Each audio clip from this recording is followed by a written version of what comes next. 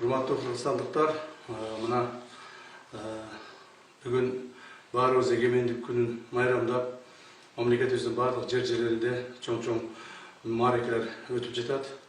Ошолордун бири мына Ош шаарындагы Төлөкөн ипподромунда болгон бүгүнкү окуя боюнча бир кайрылып айтып кетейин деп чыктым. Себеби дегенде, ошол жерде бир мындай жосусуз жоруктар катталды. Мына кыргызыбыздын көк бөрү оюнунун негизинде өтө көп адам чогулгандыктан эки команданын бири-бирине спорттук белдешини чырга айландырышып, ошол жерде мындай жакшы эмес адамдар, кээ бир 5-10 адамдын кылган кылыктарынын негизинде көпчүлүк адам, көпчүлүк эл ошогун баягы эмоцияга берилип, жана ачууга алдырышып, кызуулукка алдырышып, тополонго барганга аракет кылышты. Бирок айтып коюшум керек, кыргыз болгондон кийин биз ынтымактуу болуп, элибиздин, журтубуздун, мамлекетибиздин тынчтыгын сактаганга ар бирибиз милдеттүүбүз. Бул деген спорт, бул деген оюн. Ким утат, ким утулат, ал деген ошон үчүн спорт болот. Спортто бир адам утат, бир адам утулат. Утканга ачуусу келип алдырбаш керек. Ошондон жакшылап даярданыш керек. Утканга да ыраазы болуш керек, утулганга да ыраазы болуш керек. Ал эми ошол жерде жасалган кээ бир провокаторлордун жасаган иштери боюнча азыр мен уже тапшырманы бердим. Укук коргоо органдары, коопсуздук органдары азыр ошол жердеги бардык видеолорду, ошол жерде болгон фактыларды топтошуп, кайсыл адамдар ошого кириптер болгон, кимдер ошону баштаган, кана кимдер ошогон себепкер болгондордун баарын аныктап, тактап, мыйзам чегинде ар бирине мыйзам чегинде чара көрүлөт. Жөн эле булар тополон кылып, анан ошол жерден калып кетпейт. Бул бир.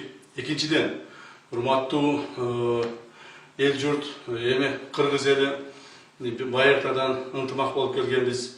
Эч качан биз региондорго бөлүнүп, сен Оштуксуң, сен Таластыксың, сен Көлдүксүң деп бөлүнбөстөн баарыбыз бир ынтымакта болгонго биздин ата-бабаларыбыз ушундай мурас калтырган. Ал эми ошол ынтымагыбызды бузганга аракет кылгандарды биз жазалайбыз. Кыргыз элибиз өзүбүз жазалашыбыз керек. Анан ошол ынтымакты бузган провокаторлорго алынып, кошулуп кетпегиле. Кошулуп кеткендер кээде чыгып атат. Мен ачык эле айтып коеюн. Мына мага бүт маалыматтар келип атат. Азыр мына түнкү саат 12 болду. Баарыбыз жумуштабыз, иштеп атабыз, ошол элдин коопсуздугун, тынчтыгын сактайлы деген максатта. Ар түрдүү провокаторлорго эскертүү иретинде айтып коеюн. Жана өзүмдүн ушул атуулук милдетим катары кайрылып айтып коеюн. Урматтуу кыргызстандыктар, андай ачуулукка алдырбаңыздар. Биз баарыбыз бирге болууга милдеттүүбүз. Себеби бир кыргыз деп, кыргыз жери деп, кыргыз эли деп кан төккөн жаш балдарыбыздын алдында эмне деп жооп беребиз? Ата оюн ойноп, бири-бирибизбен мушташып кетип, тытышып кеттик деп жооп беребизби? Ал балдарыбыз ошол 18-20 жаштагы, 25 жаштагы балдарыбыз, ошол эле таластык дастаныбыз, оштук уланыбыз, кече эле жанын берип коргогон элибизди, жерибизди коргоп, жанын берип атат жигиттерибиз. Биз элибиз, журтубуздун тынчтыгын сактаганга милдеттүүбүз, дагы бир жолу айтып коеюн.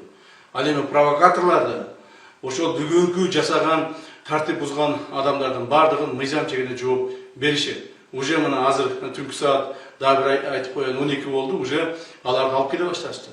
Ким мыйзам бузса, ошолорду чара көрөбүз. Регионалдык маселени козутпастан бир уч кыргыз, болгону бир уч кыргыз, бир муштун болуп турганга аракет кылышыбыз керек. Мамлекетибиздин башка жерлеринде Кудайга шүгүр баары тынч, элибиз эгемендүүлүктү майрамдап атат. Мына азыр деле площадьта элдер көп, Бишкектин мына борборунда. Мен бүгүн атайын президентибиз, урматтуу президентибиз Садыр Кожоевич тапшырмасы менен Ошко барган жокмун майрамдаган жерибизге. Биз ушул жерде калып, ушул жерде мына тынчтык, коопсуздук карап отурабыз.